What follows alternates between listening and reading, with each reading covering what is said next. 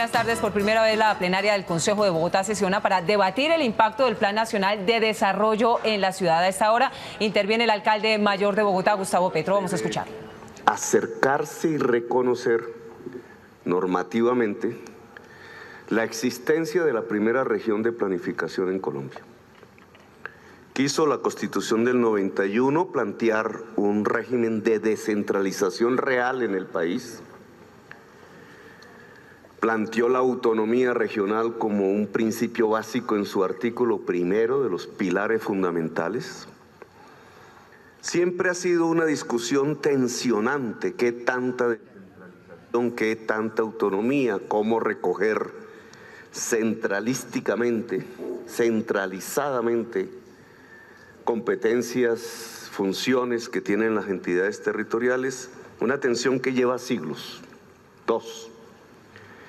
y no voy a hablar de historia, pero ahora, después de la Constitución del 91, 25 años después, se ha constituido la primera región en el país. Pasó por todas las asambleas departamentales, por el Consejo de la Ciudad, por la decisión casi unánime de las fuerzas que allí se representan, y el departamento de Cundinamarca, del Meta, de el Tolima, de Boyacá y el Distrito Capital se han constituido, el departamento del Meta, se han constituido en región. Eso pasó después del plan de desarrollo vigente. ¿Cómo mira este nuevo plan la región? Me parece que ahí hay un silencio. Un poco por la inercia, dado que esto no aparecía en la institucionalidad pública, solo era mencionado, pero no. Los caribeños quisieron hacer su primera región con consulta popular incluida, no pudieron. Y sin que se conociese mucho, resultó ser que la primera región apareció en el centro del país. Y es fundamental, es el 40% del Producto Interno Bruto. Quiero, dado que va a haber una votación del Plan Nacional de Desarrollo, señor director de planeación, que la reunión de la bancada bogotana, boyacense, cundinamarquesa, del Meta, tolimense, y se reúnan, ojalá este miércoles, porque si va a haber votación en primer debate, pues ya toca. Lo cual podría, si tiene éxito, y la invito, doctora Olga Lucía y a Lirio y los demás representantes aquí, senadores, lo cual constituiría una fuerza política en el mayor sentido de la palabra, obviamente plural, de una contundencia formidable para que esta región sea tenida en cuenta en el plan de desarrollo. La RAPE se le denomina la región central. Tiene una serie de proyectos estratégicos, implica una cesión de poder de la nación hacia la región.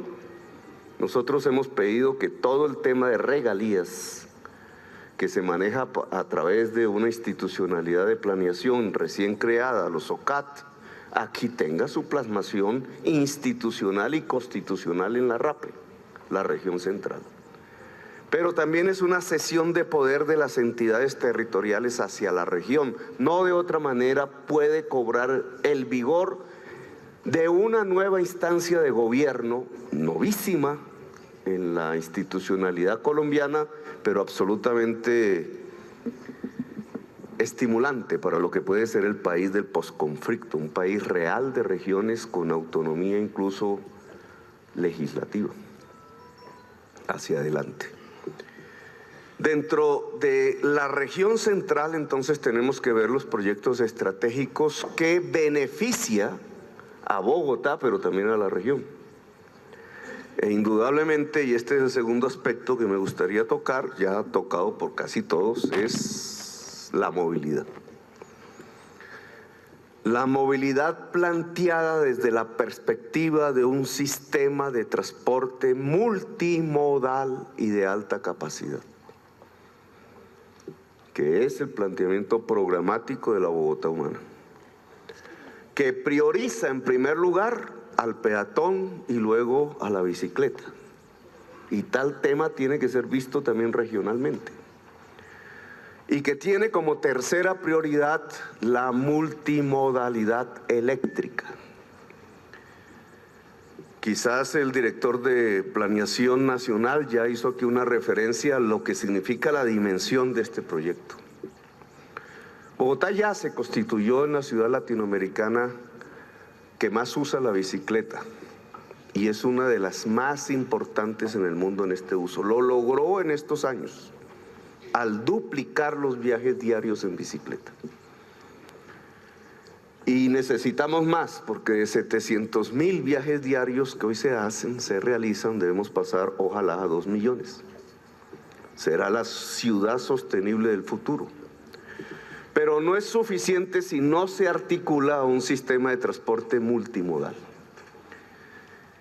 Y en la prensa se habla aquí de la primera línea del metro, a veces de la segmentación de la primera línea del metro, de la discusión sobre su financiación, y poco se habla de que lo que se ha planteado en el centro del país no es la primera línea del metro, es un sistema de líneas férreas, que para ponerlo en términos de un debate del año 2012, es metro pesado y metro ligero, juntos, articulados a bicicletas, a peatones, a buses, en un sistema integrado de transporte público, de alta capacidad. Lo que está planteado en la mesa ya es empezar a construir, no empezar a hablar, sino empezar a construir un sistema de redes férreas. ¿Y por qué lo menciono como regional? Porque incluyendo la primera línea del metro, que tendría un primer inicio en Bosa, en el occidente, que articula a Soacha, las demás redes férreas que empiezan construcción, si el gobierno nacional lo quiere, mañana mismo, tienen todas una connotación regional. La red de tranvía o metro ligero de Faca hasta Estación de la Sabana, la de Soacha hasta Estación de la Sabana, la tercera, que está en estudio en este momento, un poco más atrás, por la carrera 68 y que empalma con la 9ª y por tanto con la red férrea del norte, junto a la primera línea del metro, configuran un sistema de red férrea de varios miles de millones de dólares que, articulado al sistema de buses y multimodal, pueden dar la base de un salto tecnológico y de capacidad de tal magnitud que nos coloque como las primeras ciudades del mundo. La red de tranvías está financiada privadamente. La red o la primera línea del metro, no. Y ahí la diferencia. La red de tranvías puede comenzar en el momento en que el Ministerio de Hacienda y Planeación digan ya. Y comienzan construcción, porque todos los estudios se terminaron. La primera línea del metro no solamente depende de una primera decisión del Ministerio de Hacienda y Planeación, sino de su financiación. Pero a mí me parece importante para la opinión pública, ojalá los medios de comunicación nos ayudaran en esto, que aquí no estamos planteando una primera línea, estamos planteando una red de líneas férreas de alta capacidad 100% eléctricas. La única subterránea, la primera línea del metro. ¿Cómo financiar la primera línea del metro? Es la discusión en el Plan Nacional de Desarrollo. ¿Puede ayudar el Plan Nacional de Desarrollo en el conjunto de la red férrea? Claro que sí. Están ya descritos los puntos de interconexión entre las redes y la primera línea del metro. La articulación del aeropuerto actualmente existente al metro y a las redes férreas. Si el gobierno decide hacer el aeropuerto segunda etapa en Faca, pues también. Aviones y línea férrea, peatones y bicicletas y líneas férreas, buses y líneas férreas. Ese es el reto que tenemos en el inmediato. Pero indudablemente aquí se trata de conseguir los recursos. Yo he intentado varias veces plantear una discusión en Bogotá acerca que un modo de transporte podría ayudar a financiar los otros. El vehículo particular debe financiar el transporte público. No he tenido mucho éxito en la discusión. Se planteó balbucientemente en el primer Plan Nacional de Desarrollo de este gobierno. Se aprobó, creo que fue el artículo 100, no recuerdo. Todavía vigente. Es el artículo 100, 90. Los cobros por congestión. Algún exalcalde dijo acertadamente, 1 metro no mejora la congestión de una ciudad. La prueba, Caracas, pero podríamos verlo también en París o en México. No, es cierto, 1 metro no soluciona el problema de congestión. 1 metro ayuda a solucionar el problema de movilidad de quienes lo usan. Pero la congestión sigue arriba, porque el responsable de la congestión no es ni la bicicleta, ni el peatón, ni el bus. El responsable de la congestión en un 90% es el carro particular. Y en esa medida, equivale. Y en esa medida, si queremos un mejoramiento de la calidad de vida de las grandes ciudades, no solamente de Bogotá, es necesario plantear una política nacional de financiamiento de los sistemas de transporte público en Colombia, que pase por, en primer lugar, una ayuda de financiación de los sistemas privados de transporte, básicamente el carro particular. Eso ayudaría a descongestionar. Es un tema que está planteado en el Plan Nacional de Desarrollo. Veremos sus consecuencias. El parqueo del carro, las zonas de congestión, incluso la gasolina para este tipo de usos, ¿pueden ayudar a un transporte eléctrico? ¿Es malo plantearlo? Todo lo contrario. Si lo lográramos, las ciudades serían muchísimo mejores que hoy. Y el aire sería muchísimo mejor que hoy. Ahora, ¿tiene el gobierno nacional los recursos para la primera línea del metro? ¿Es suficiente con haber dejado una parte del cupo de endeudamiento del distrito en una cuantía hasta por 2.4 billones para garantizar la financiación de la primera línea del metro? Pues es lo que actualmente se está discutiendo, ministro.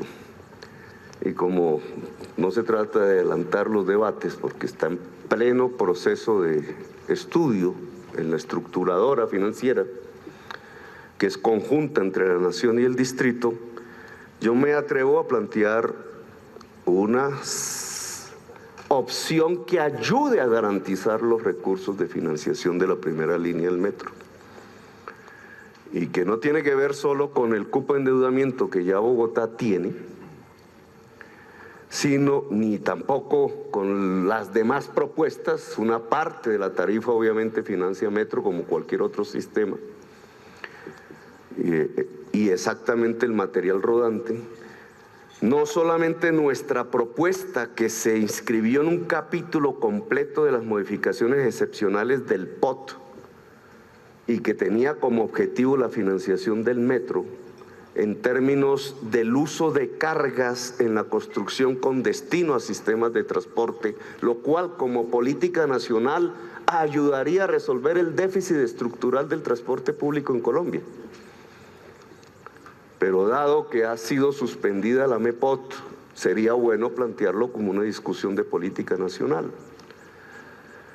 No solo como endeudamiento público, de lo cual estamos hablando, y que son las 3 grandes fuentes posibles de financiación de la primera línea del metro, sino el distrito tiene reservas.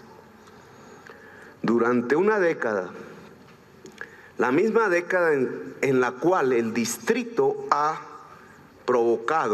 construido una verdadera revolución social, los invitaría a que vieran las cifras de pobreza y las cifras de igualdad social en términos del coeficiente Gini. Lo que ha pasado en Bogotá en una década, incluido este año, es una revolución social. A partir de inclusión de enormes inversiones sociales, las estadísticas del coeficiente Gini se han desplomado y las estadísticas de pobreza y pobreza extrema se han desplomado, y lo ha hecho fortaleciendo al mismo tiempo su aparato empresarial. No lo privatizamos, aunque muchos quisieron. La empresa de energía de Bogotá, la empresa de telecomunicaciones de Bogotá, la nueva TGI de la EB, la empresa de acueducto y alcantarillado de Bogotá. Durante una década, mientras se fue desarrollando una revolución de inclusión social, las empresas fueron guardando recursos cuyo propietario en el porcentaje que corresponde es del distrito. En este momento tenemos 2.000 millones de dólares. Y parcialmente podrían garantizar, no digo gastárnoslo, sino garantizar un flujo del servicio de la deuda del gobierno nacional y del gobierno distrital para garantizar la construcción del metro en el corto plazo. Son reservas cuyo propietario es el distrito. Son reservas guardadas desde el gobierno de Peñalosa, que descapitalizó, parcialmente hubo una descapitalización en el pasado gobierno, pero en general en una década se guardaron los recursos. El distrito ahorró, no privatizó, ahorró. Y hoy puede perfectamente, en un flujo que no ponga en peligro la existencia de sus empresas, puede perfectamente garantizar la mayor parte de la construcción de la primera línea del metro. Es decir, no hay duda de que podemos financiar la primera línea del metro entre la nación y el distrito. Así que para el análisis de ustedes y el nuestro, que Ricardo tiene esa tarea, proponemos precisamente para que la ciudad pueda dar el paso hacia el sistema multimodal de alta capacidad que necesita la ciudad. Hay un tercer elemento antes de irse, ministro, que me gustaría dejarle planteado porque tampoco ha sido discutido. Ahora me toca también irme, entonces lo acompaño. La región decidió en su reunión de Ibagué, en medio del temblor, entre otras cosas, nos cogió ahí, tomó una decisión. La prioridad de proyectos de la región central es la lucha y la adaptación al cambio climático. Y dentro de ella, el agua, el ordenamiento del territorio alrededor del agua y el cuidado del agua para toda la región central. Y allí, el río Bogotá. La ciudad, hablando de dólares, ha invertido 2.000 millones de dólares desde hace un año en un sistema de colectores para el saneamiento básico de nuestros afluentes y del río Bogotá. Por alguna decisión judicial que no podemos criticar, toda esa inversión está congelada y no se usa, privilegiando dos intereses particulares: el de Engesa para elevar aguas servidas para producir energía eléctrica y el del contratista del túnel de Canoas, que quiere sacar las tuneladoras cuando estas son desechables. Sin embargo, la sentencia judicial dice no pueden sanear el río Fucha, el río Tunjuelo, la calidad de vida de millones de personas que viven alrededor de nuestros ríos, hasta no garantizar el interés particular de Engesa o del señor contratista particular de Canoas. Mientras tanto, los estudios de cambio climático que adelanta el distrito relativos a la principal provisión de agua potable de la ciudad, que es Chingaza, arrojan que el sistema es vulnerable por actividad sísmica y por subsuelo. Nunca fue pensado pero científicamente los datos empiezan a arrojar una vulnerabilidad. Luego necesitamos mitigar esa vulnerabilidad con una segunda fuente. Y la segunda fuente hoy, y la que utilizó antes el distrito, es Tibitó y el río Bogotá. No puede haber procesos constructivos o industriales aguas arriba de la planta de Tibitó, porque estamos sacrificando la posibilidad de agua potable y de agua en los embalses, aguas abajo de Tibitó, es decir, 9 millones de habitantes, no solamente los de la ciudad de Bogotá. Si Chingaza es vulnerable, ¿cómo es posible que por codicias particulares tengamos procesos de deterioro acelerado de la segunda fuente que llega a la planta de Tibitó? El cuidado de los páramos, del páramo donde nace el río Bogotá, que entre otras tiene Guacheneque, que tiene minería intensiva del lado boyacense, nuestros páramos en Sumapaz, etcétera, nuestros afluentes. Ministro, vaya solamente a Ciudad Bolívar y verá los barrios encima de las canteras. ¿Cómo es posible que esas canteras tengan licencia todavía para seguir explotando cuando los niños pueden morir arriba? Es decir, la regulación, que no es del modelo nacional, porque no es este el momento ni es nuestro debate de desarrollo, pero sí en relación a la región. Si vive aquí 9 millones en la sabana de Bogotá y hay una sentencia judicial que nos lleva necesariamente más tarde, lamentablemente, que temprano, a la descontaminación del río, ¿cómo se plasma este objetivo regional, no solamente bogotano, en el Plan Nacional de Desarrollo? Y me parece que este es un tema que no está siendo discutido, porque las inversiones que ya hizo Bogotá, 2.000 millones de dólares, hoy congeladas, enterradas, sin uso, más las nuevas que hay que hacer, plantas de tratamiento, etcétera, son otro metro. Y entonces, ¿cómo se trabaja eso a escala del Plan Nacional de Desarrollo?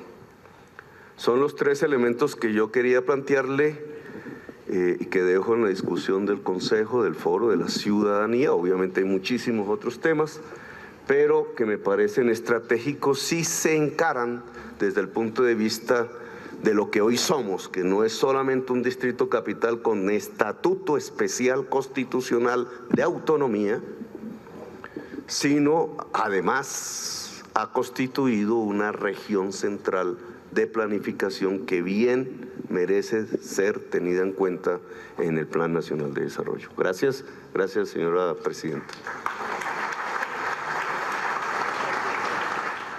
Muy bien, es el alcalde mayor de Bogotá, Gustavo Petro, participando en este foro de socialización de recursos para el Plan Nacional de Desarrollo. Específicamente, ¿cuál es el impacto de este Plan Nacional de Desarrollo que impulsa el gobierno nacional en un tema fundamental para la ciudad y, como lo ha dicho el alcalde, para la región? El tema de la movilidad y la consolidación de un transporte multimodal que priorice al peatón, a la bicicleta y a los conductores de los vehículos particulares. Ampliaremos esta información en nuestra emisión central de las 8 de la noche. Continúen con la programación del Canal Capital.